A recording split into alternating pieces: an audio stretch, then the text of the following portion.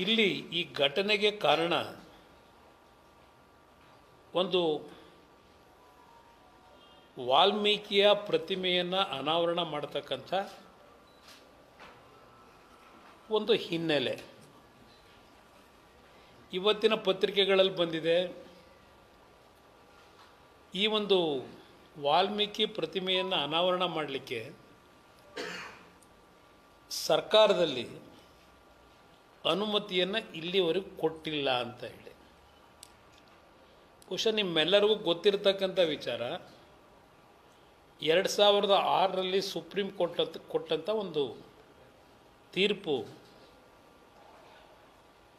ದೇಶದ ಯಾವುದೇ ಭಾಗದಲ್ಲಿ ಪ್ರತಿಮೆಗಳನ್ನು ಅನಾವರಣ ಮಾಡ್ತಕ್ಕಂಥದ್ದಕ್ಕೆ ನಿಷೇಧ ಮಾಡಿದ್ದಾರೆ. ವಿಶೇಷ ಪ್ರಕರಣಗಳು ಅಂತ ಹೇಳಿ ಸರ್ಕಾರದ ಅನುಮತಿಯನ್ನು ಪಡೆದು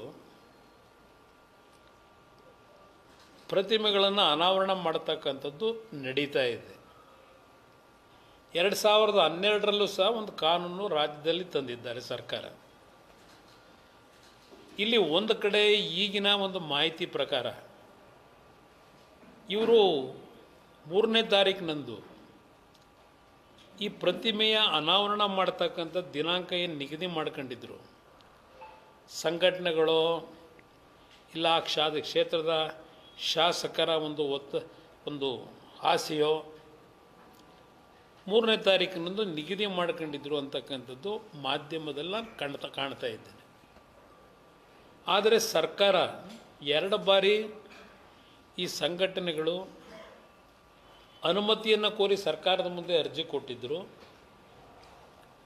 ಅನುಮತಿಯನ್ನು ಕೊಡ್ತಕ್ಕಂಥದ್ರಲ್ಲಿ ಸರ್ಕಾರ ಮೀನಮೇಷ ಎಣಿಸಿದ್ದಾರೆ ಅಂತಕ್ಕಂಥದ್ದು ಮಾಧ್ಯಮದ ವರದಿಯನ್ನು ನಾನು ಗಮನಿಸಿದ್ದೇನೆ. ನಾನು ಮುಖ್ಯಮಂತ್ರಿಗಳನ್ನು ಕೇಳಲಿಕ್ಕೆ ಬಯಸ್ತೇನೆ, 3ನೇ ತಾರೀಕಿನಂದು ಅಧಿಕೃತವಾಗಿ ಪ್ರತಿಮೆಯ ಅನಾವರಣ ಮಾಡ್ತಕ್ಕಂಥದ್ದಕ್ಕೆ ಸರ್ಕಾರ ಅನುಮತಿಯನ್ನು ಕೊಟ್ಟಿದ್ದ, ಇಲ್ಲ ಸರ್ಕಾರ ಅನುಮತಿಯನ್ನು ಕೊಟ್ಟಿರಲಿಲ್ವಾ? ಸರ್ಕಾರದ ಜವಾಬ್ದಾರಿ ಇದೆ ಇದಕ್ಕೆ ಉತ್ತರ ಕೊಡಲಿಕ್ಕೆ. ಸರ್ಕಾರ ಅನುಮತಿಯನ್ನು ಕೊಡದೇ ಇದ್ದರೆ ಯಾವ ಅಧಿಕಾರದ ಮೇಲೆ ಯಾರು ಈ ಪ್ರತಿಮೆಯನ್ನು ಅನಾವರಣ ಮಾಡಲಿಕ್ಕೆ ಹೋದರು? ವಾಲ್ಮೀಕಿ ಬಗ್ಗೆ ಪ್ರತಿಯೊಂದು ಪ್ರಜೆಗಳಲ್ಲಿ ಗೌರವ ಇರತಕ್ಕಂಥದ್ದು ಯಾರೂ ಇವತ್ತು ಅನುಮಾನ ವ್ಯಕ್ತಪಡಿಸ್ಲಿಕ್ಕಾಗಲ್ಲ. ಪ್ರತಿಯೊಬ್ಬರಲ್ಲೂ ವಾಲ್ಮೀಕಿಯ ಬಗ್ಗೆ ಒಂದು ಗೌರವ ಇದೆ, ಭಯಭಕ್ತಿನೂ ಇದೆ. ಈಗ ಇಂಥ ಒಂದು ಪರಿಸ್ಥಿತಿನಲ್ಲಿ ಒಂದು ಬ್ಯಾನರ್ಗಳನ್ನು ಕಟ್ಟತಕ್ಕಂಥದ್ದು ಒಂದು ಪ್ರತಿಷ್ಠೆಯಾಗಿ ತೆಗೆದುಕೊಂಡು ಪ್ರಾರಂಭ ಆದಂಥ ಈ ಘಟನೆ ಒಬ್ಬ ಕಾಂಗ್ರೆಸ್ ಕಾರ್ಯಕರ್ತನ ಹತ್ಯೆಗೆ ಕಾರಣ ಆಗಿರ್ತಕ್ಕಂಥದ್ದು ಈಗಾಗಲೇ ನಾಡಿನ ಜನತೆಗೆ ಗೊತ್ತಿರತಕ್ಕಂಥ ವಿಚಾರವೇ. 1ನೇ ತಾರೀಕಿನಂದು ನನಗಿರ್ತಕ್ಕಂಥ ಮಾಹಿತಿಯನ್ನು ಇವತ್ತು ನಿಮ್ಮ ಮುಂದೆ ಇಡಲಿಕ್ಕೆ ಬಯಸ್ತಾ ಇದ್ದೇನೆ. ನಾನು ಕಳೆದ 3-4 ದಿನಗಳಿಂದ ಮಾಧ್ಯಮದ ಮುಂದೆ ನಮ್ಮ ಎಕ್ಸ್ ಖಾತೆ ಮುಖಾಂತರವೋ ಮತ್ತಿನ್ಯಾವುದೋ ರೀತಿಯಲ್ಲಿ ನಾನು ನಿಮಗೆ ನನ್ನ ಭಾವನೆ ವ್ಯಕ್ತಪಡಿಸಲಿಕ್ಕೆ 3-4 ದಿನಗಳಿಂದ ನಾನು ನಿಮ್ಮ ಮುಂದೆ ಬರಲಿಲ್ಲ. ಇವತ್ತು ಈ ಎಲ್ಲ ಘಟನೆಗಳನ್ನು ಗಮನಿಸಿ ನನ್ನ ಜವಾಬ್ದಾರಿಯನ್ನು ನಾನು ನಿರ್ವಹಿಸ್ತೇ ಇದ್ದರೆ ಒಬ್ಬ ಜನಪ್ರತಿನಿಧಿಯಾಗಿ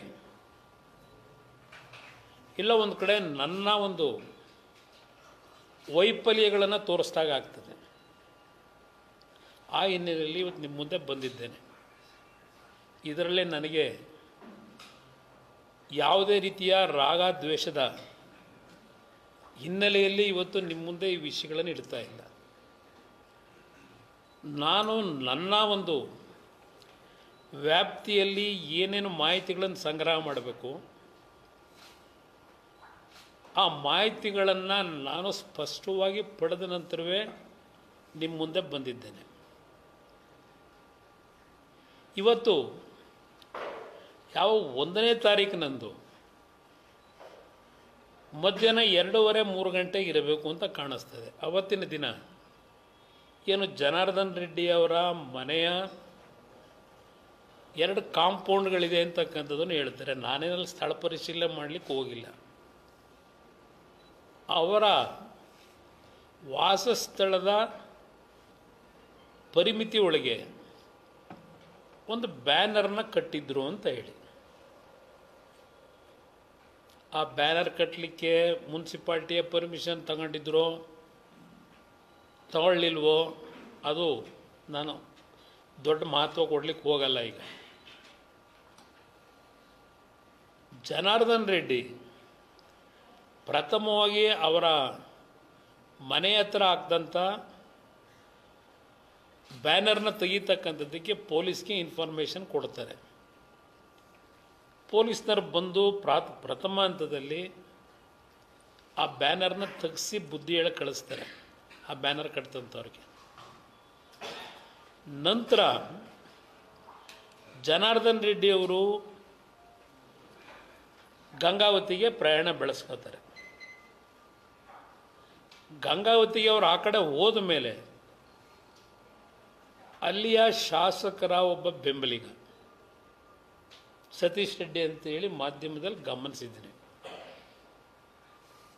ಅವನ ಜೊತೆಯಲ್ಲಿ ಒಂದು 10-12 ಜನ ಅವನ ಬೆಂಬಲಿಗರು ಜನಾರ್ದನ್ ರೆಡ್ಡಿ ಮನೆ ಮುಂದೆನೇ ಚೇರ್ ಹಾಕೊಂಡು ಮತ್ತೆ ಇನ್ನೊಂದು ಬ್ಯಾನರ್ ಕಟ್ಟಿಸ್ತೀನಿ, ಯಾರು ಬರ್ತಾರೆ ನೋಡ್ತೀನಿ ಅಂತ ಹೇಳಿ 10-12 ಜನ ಕರ್ಕೊಂಡೋಗಿ ಕೂತ್ಕೊತಾನೆ ಮನೆ ಪರಿಮಿತಿ ಒಳಗೆ. ನಾನು ಸರ್ಕಾರಕ್ಕೆ ಕೇಳ್ತೀನಿ, ಆ ವ್ಯಕ್ತಿಯ ಜನಾರ್ದನ್ ರೆಡ್ಡಿ ಮನೆ ಕಾಂಪೌಂಡ್ ಹತ್ರವೇ ಹೋಗಿ ಗೇಟ್ ಹತ್ರ ಹಾಕೊಂಡು ಕೂತಾಗ ಅದು ಟ್ರೆಸ್ಪಾಸ್ ಅಲ್ವೋ? ಇನ್ನೊಬ್ಬರು ಮನೆ ಮುಂದೆ ಅವರಿಗೆ ಡಿಸ್ಟರ್ಬ್ ಮಾಡಿ ದಬ್ಬಾಳಿಕೆ ನಡೆಸಿ ಅವ್ರ ಮನೆ ಮುಂದೆ ಹೋಗಿ ಚೇರ್ ಹಾಕೊಂಡು ಕೂತ್ಕೊಳ್ತಕ್ಕಂಥದ್ದೇನಿದೆ, ಪೊಲೀಸ್ ಇಲಾಖೆಯನ್ನು ಸತ್ತೋಗಿದೆಯಾ ಈ ರಾಜ್ಯದಲ್ಲಿ? ಈ ಸರ್ಕಾರ ಸತ್ತೋಗಿದೆಯಾ? ಹೋಮ್ ಮಿನಿಸ್ಟ್ರಿ ಕೇಳಲಿಕ್ಕೆ ಬಯಸ್ತೀನಿ. ನಿಮ್ಮ ಅಂದಚಂದದ ಮಾತು ಬಿಡಿ, ಅದರಿಂದ ಇಲಾಖೆ ನಡೆಸಲಿಕ್ಕಾಗಲ್ಲ. ನಿಮ್ಮ ಹೇಳಿಕೆಗಳನ್ನು ಗಮನಿಸಿದ್ದೀನಿ ನಾನು. ಇಲ್ಲಿ 10-12 ಜನ ಇದ್ದಾಗ ಪೊಲೀಸ್ ಇಲಾಖೆ ಸತ್ತೋಗಿತ್ತ ಅಲ್ಲಿಂದ ಅವ್ರನ್ನ ಖಾಲಿ ಮಾಡಿಸ್ಲಿಕ್ಕೆ?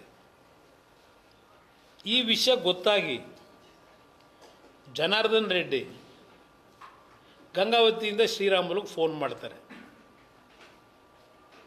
ನನ್ನ ಮನೆ ಮುಂದೆ ಬಂದು ಗಲಭೆ ನಡೀತಕ್ಕಂಥದ್ದಕ್ಕೆ ಹೊರಟಿದ್ದಾರೆ, ಸ್ವಲ್ಪ ತಾವು ನಮ್ಮ ಮನೆ ಹತ್ರ ಹೋಗಿ ಸ್ವಲ್ಪ ನೀವು ಏನಾಗಿದೆ ಗಮನಿಸಬೇಕು ಅಂತೇಳಿ ರಿಕ್ವೆಸ್ಟ್ ಮಾಡ್ತಾರೆ. ಅದರ ಹಿನ್ನೆಲೆಯಲ್ಲಿ ಶ್ರೀರಾಮುಲು ಬಹುಶಃ ಅವ್ರ ಕಾರ್ಯಕರ್ತರಿಗೆ ಫೋನ್ಗಳು ಮಾಡಿ ಅವ್ರ ಗಮನ ಸೆಳೆದಾಗ ಅವ್ರ ಕಾರ್ಯಕರ್ತರು ಅಸೆಂಬಲ್ ಆಗಕ್ಕೆ ಶುರುವಾಗ್ತಾರೆ. ಇದು ಪ್ರಾರಂಭ ಆದಂಥದ್ದು. ಈ ಪ್ರಾರಂಭಿಕ ಹಂತದಲ್ಲೇ ಇದನ್ನು ಮೊಟಕುಗೊಳಿಸಿದರೆ, ಲಾಠಿ ಚಾರ್ಜ್ ಮಾಡಿ ಇಷ್ಟೆಲ್ಲ ಅನಾಹುತ ಆಗಿ ಕಾಂಗ್ರೆಸ್ನ ಕಾರ್ಯಕರ್ತ ಬಲಿಯಾಗ್ತಕ್ಕಂಥ ಅವಶ್ಯಕತೆ ಇತ್ತ?